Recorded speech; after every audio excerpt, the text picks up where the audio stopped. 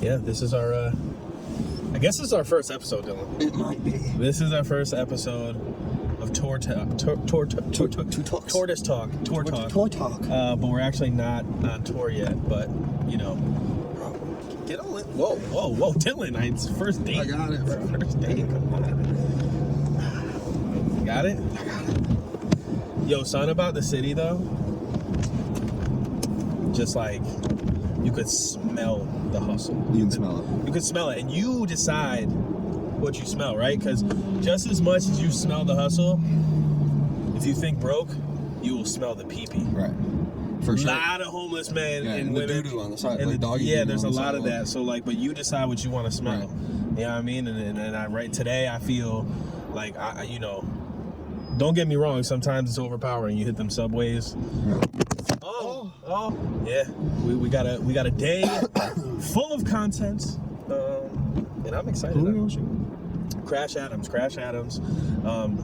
You know, they're a really big group, and they're a bunch of great guys, and I'm excited. This obviously happened kind of last minute, and it's about opportunity. It's about just saying yes. I think that's what we've kind of spoken about mad times is no matter when or where, say yes, go do it, because you can always look back and say, hey, I did that and it didn't work out, but you never want to look back and say, I didn't do it. What would have happened if I did it? Right. You know? Yeah. That the unknown is what scares me. And it kills you eventually. It's crippling eventually. Bro, to think it like I think back to moments where I'm like, damn, but if I just said yes, got out of my comfort zone, like, did I have other things to do? For sure. Right. Can those things wait? For sure. Right. You know? Well, that's kind of how I'm feeling about the 4 weeks. Like, I talked to you last night about this. Like, you know, somebody asks you to go on like a 6-hour like road trip. Yeah. You know, you got to think about it. Yeah. And then like somebody asks you to do, they're like, instead of a 6-hour road trip, they're like, yo, we're gonna drive around. You think the country. like you think we could do like 4 weeks? That cool with you? Think we could drive around the country real quick? Yeah, and like, and again, and I think I'm caught between two feelings of being like, you know, completely like ready to do it, Yeah. and then like that claustrophobia of being like, man, like that, like there's no escaping. You can't run for yourself. You're in the van, right? Whether you like it or not. Exactly. There's no like, yo, like I don't feel like driving anymore. It's like we have to go from A to B, and it just so happens that this one is a complete loop of the country. You know, we start in Arizona, we drive to Indianapolis, Detroit, crazy. You know, Philly, DC, New York, Boston, Denver, Atlanta, you know, Utah, and then LA, and whoa, New York. Can we get some?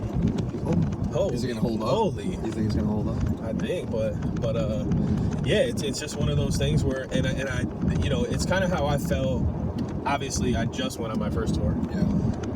And it's kind of how I felt before that, so I know the feeling where it's just like, okay, like I've traveled to shows before, but then I've come home. And we've traveled, but we've either flown or it hasn't been like a continuous journey. And I think like, you know, being away from home for an extended amount of time is one thing. Living out of a suitcase is another. I think for me, what gets scary is like not knowing where we're sleeping every night.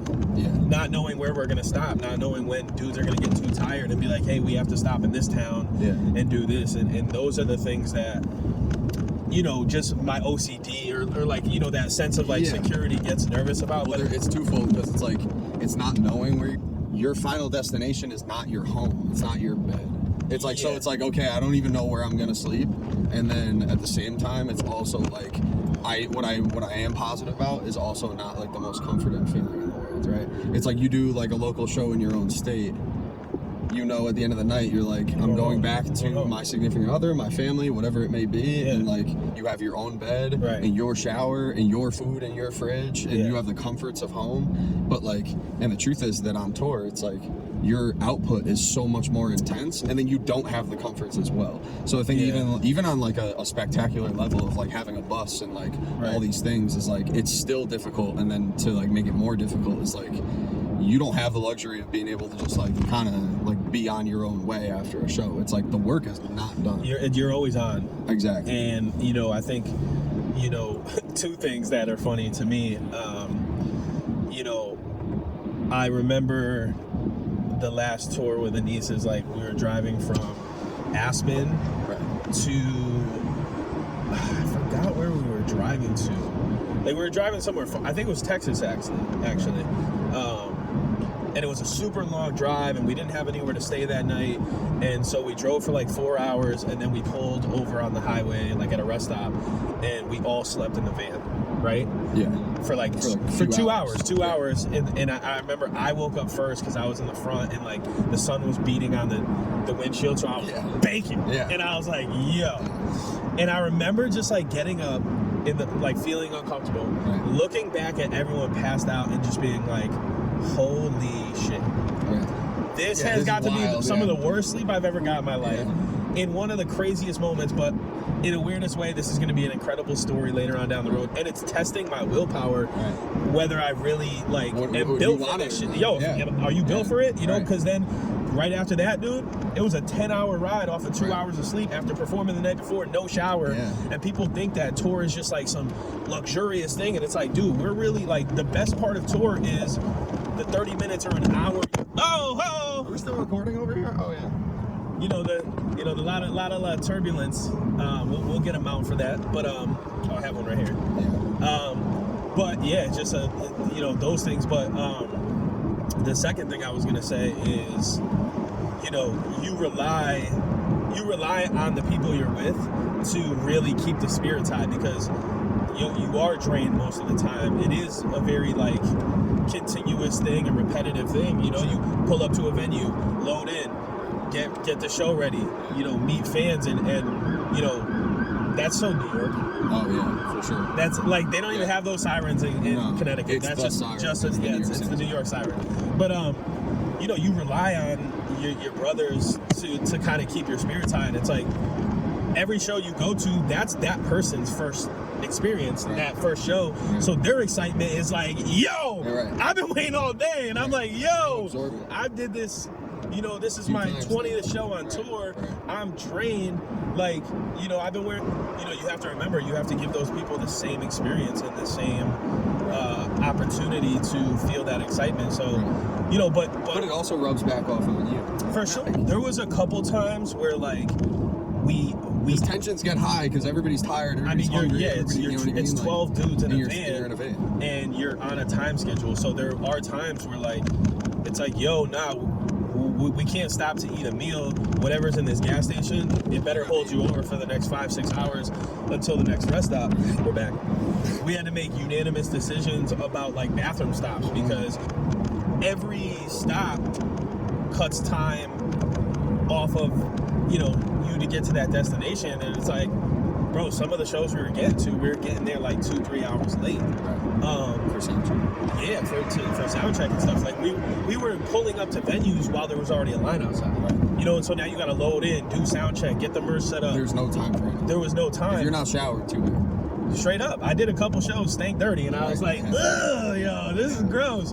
But you know, it's you learn. It's tour is really about survival, and I think, you know, that's why a lot of artists, it's a make or break moment for them, you know, if they really love this shit. Well, truthfully, it's the hardest for the artist too. I mean, it is, and not to mention the fact that like you, for some reason, have like the need and want to drive. Yeah, I don't know whether it's like utilitarian to like, you know, occupy you, or like you're just down to help, but like that seems strenuous. Like I know after a 2-hour drive for me, I'm not smoked, but I'm like, yo, kind of like get me out of this car a little bit. No, there's a lot of times where, you know, me driving does help kill the time, but it's a lot. It's like just a control thing. It's a thing that I can't sit in the back seat. I'll get a headache. And you know, I just don't mind. It's one of those things I really enjoy driving. But on tour, I will be honest, like there was times where I really couldn't drive, and you find that, you know, you become accustomed to sleeping in the van. You know, and I remember Futuristic said it to me one time, like every time we go in the Sprinter van, he falls asleep. And he's like, yo, this is where I got all my sleep. And at the time, I'm like, I can't fall asleep in a car. And then halfway through that tour, I was like, holy shit, like I'm constantly falling asleep in this van. God big bridge guy. Big bridge guy.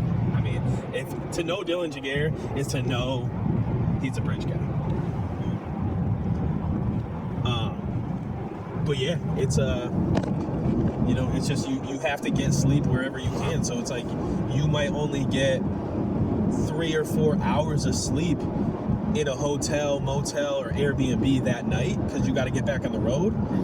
And then you're probably gonna get the other 4 hours of sleep in the van. Right. You know, and it's like that shit's gonna be uncomfortable. Like my neck, I woke up feeling, you know, stuck sometimes. Yeah. It just like hurt. Sick almost. Just hurt. Just like, yo, why does my neck feel like this? But like cramped up and not feeling good. Bro, that is sore. Yeah. You know, and I think that's. And I think honestly the only way that it's really not like that, but like even still strenuous, is like if you're doing it like real big, double big, like on like a bus with a driver and like a crew doing like a lot for you, but you get like just getting to that point takes a while. You know, you got to go through, and I think that's what's going to be dope about this tour. And I said it last night on live, like, you know, it's me and you in a van. We're in a minivan together, me and you just riding, you know, and kind of holding each other down. And I think it's going to be really, you know, important for the journey. And there's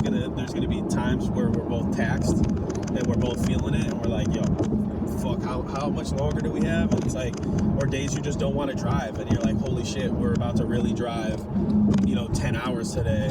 And I think thankfully, like, we don't really get at each other's throats anymore. No. I think that was more like, I was still a kid.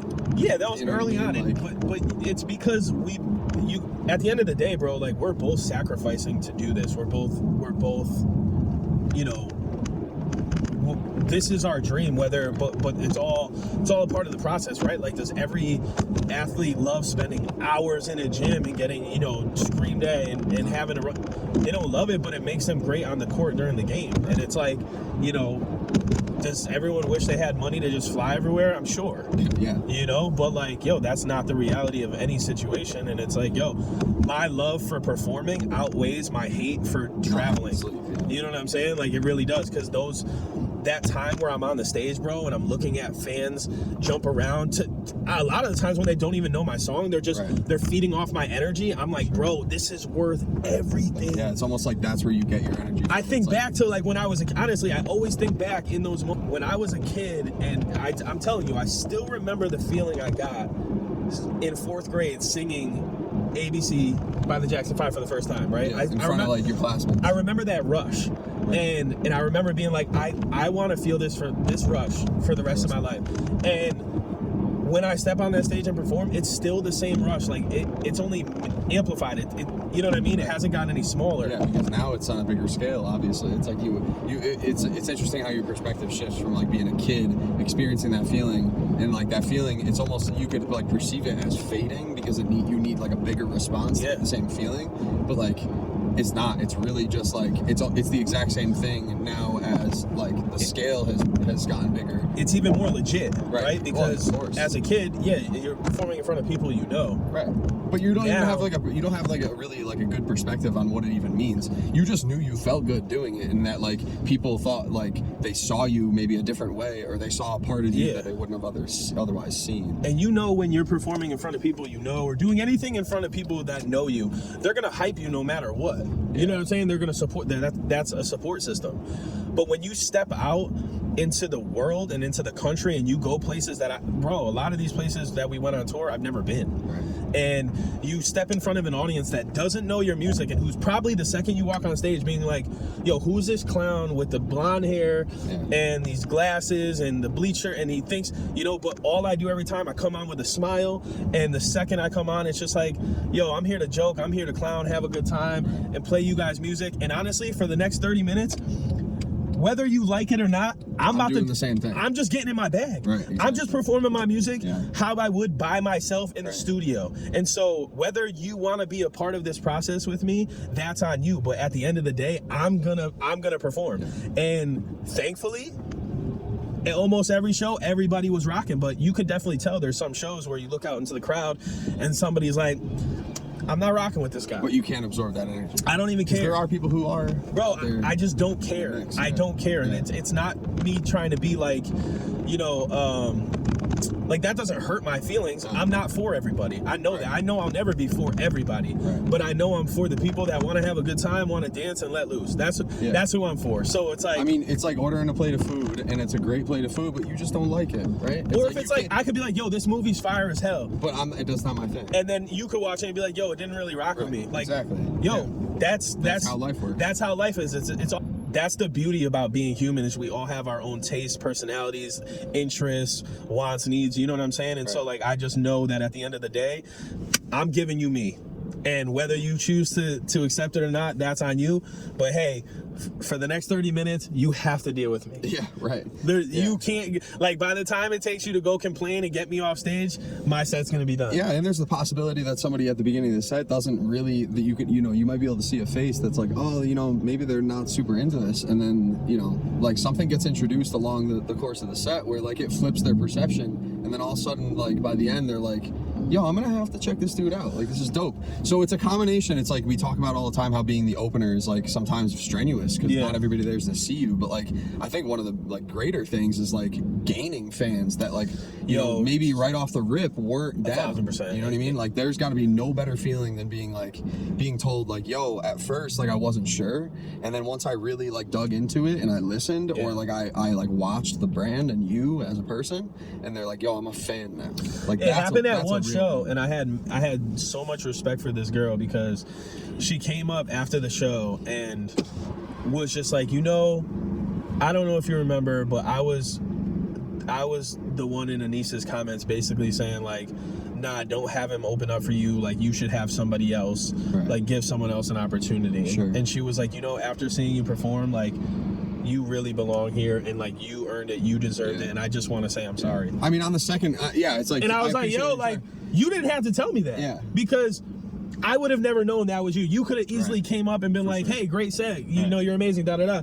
But the fact that she wanted to like own up to that let me know that I accomplished what I set out to do. I did exactly because I proved to somebody that I belonged and I deserved and earned that moment. And then that's what I always try and do is, yo, I want to earn.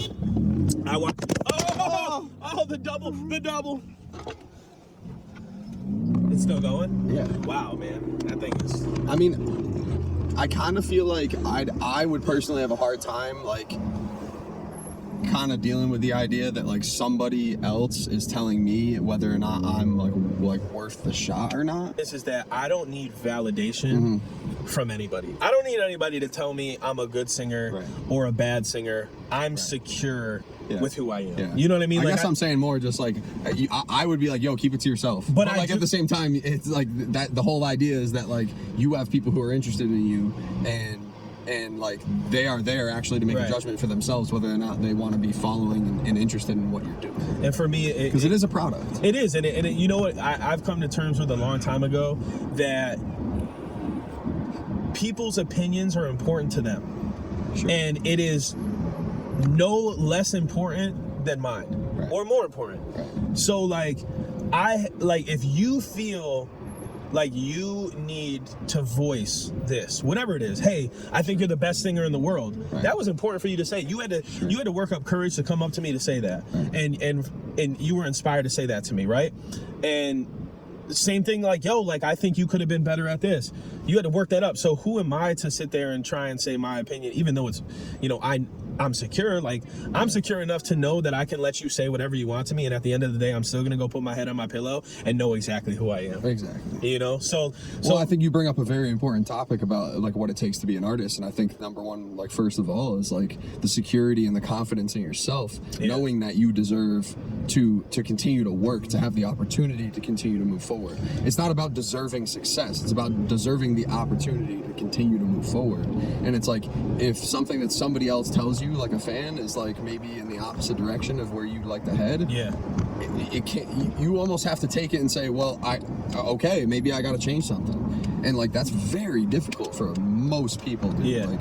Like most people. This is not like an oddball thing. So I know at the end of the day, right, there's a lot better singers than me, and there's a lot you know, there's probably better performers, but I know that my work ethic will outwork them, and I know that I will, no matter what, I'm gonna keep working for the opportunities, and nothing was ever handed, and I don't think it ever will be, and I will earn everything, and I'm cool with that, you know, and that's where it's got me to this point, and I think it'll continue to get me, you know, to where I need to go. And with that said, Dill, we have arrived to our destination, which is New York City. We're pulling into the garage we've parked in many times before. Probably hundreds.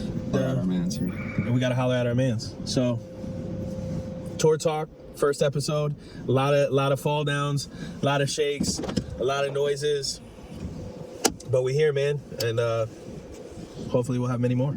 Absolutely. Let's get it.